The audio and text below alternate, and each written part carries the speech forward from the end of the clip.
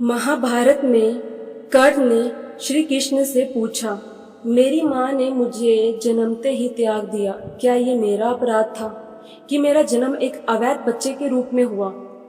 द्रोणाचार्य ने मुझे शिक्षा देने से मना कर दिया क्योंकि वो मुझे क्षत्रिय नहीं मानते थे, क्या ये मेरा कसूर था? परशुराम जी ने मुझे शिक्षा दी, साथ ही शाप भी दिया कि मैं अपनी विद्या भूल जाऊंगा क्योंकि वो मुझे क्षत्रिय समझते थे। भूलवश एक गौ तीर के रास्ते में आकर मर गई और मुझे गोवध का शाप मिला।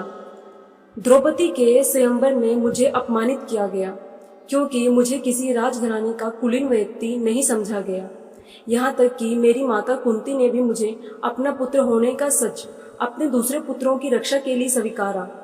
मुझे जो कुछ मिला दुर्योधन की दया स्वरूप मिला, तो क्या ये गलत है कि मैं दुर्योधन के प्रति अपनी वफादारी रखता हूँ?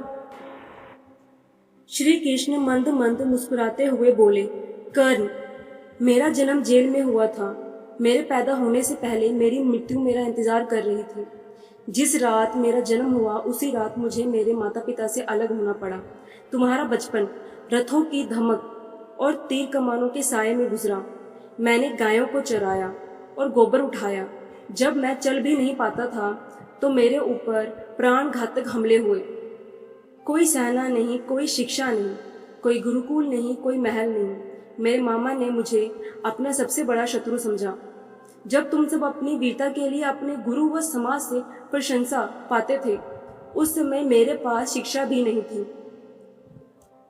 तुम्हें अपनी पसंद की लड़की से विवाह करने का अवसर मिला, मुझे तो वो भी नहीं मिला जो मेरी आत्मा में बसती थी।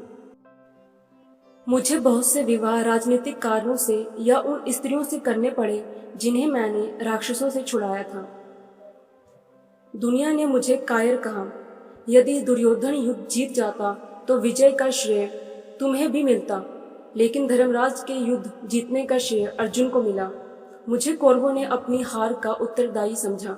हे कर्ण, किसी का भी जीवन चुनौतियों से रहित नहीं है। सबके जीवन में सब कुछ कठिन है। कुछ कमियां अगर दुर्योधन में थी तो कुछ कमियां युधिष्ठिर में भी थी। सत्य क्या है और उचित क्या है, यह हम अपनी आत्मा की आवाज से स्वयं निर्धारित करते हैं। इस बात से कोई फर्क नहीं पड़ता कि कितनी बार हमारे साथ अन्याय होता है। इस बात से कोई फर्क नहीं पड़ता कि कितनी बार हमारा अपमान हुआ है। इस बात से कोई फर्क नहीं पड़ता कि कितनी बार हमारे अधिकारों का हनन हुआ है। फर्क सिर्फ इस बात से पड़ता है कि हम उन सब का सामना किस प्रकार करते हैं।